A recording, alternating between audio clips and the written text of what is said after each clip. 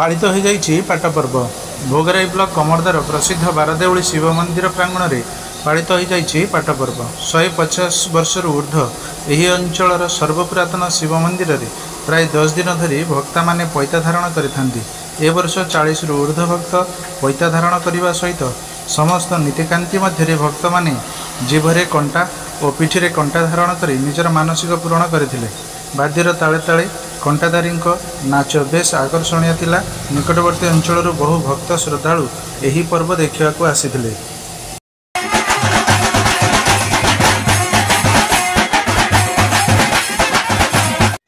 विनोद कुमार पंडा ए मंदिर पूजारी एवं यही मंदिर रे मु प्रतिदिन सेवा करे। आमर प्रति वर्ष एठी पैता पका जाए, पैता पड़ुची एवं ए वर्ष 40 जन भक्त आइचंती एवं एठी प्रतिदिन एही पैता पका समय नील सकाळ भक्त माने उपवास रुहंती। संध्या समय नील पर्व करा जाए एवं गड़ी से अर्घ दे जी जार भविष्य करने जाती। ता पर दिन पाठ करा जाए। आमर ए पाखरे गोटे पुखरी अच्छी छण पुखरी बोली कह जाए। से छण पुखरी रे अर्घ दे से तांकर आहुति करी पूजा पद्धति करी सारी से कंटा मारती एवं यही सब कर्म से करती। सत्यशंकर प्रधान कमरदा आज को प्राय 150 वर्ष पूर्वे मंदिर माने विग्रह स्थापन होते।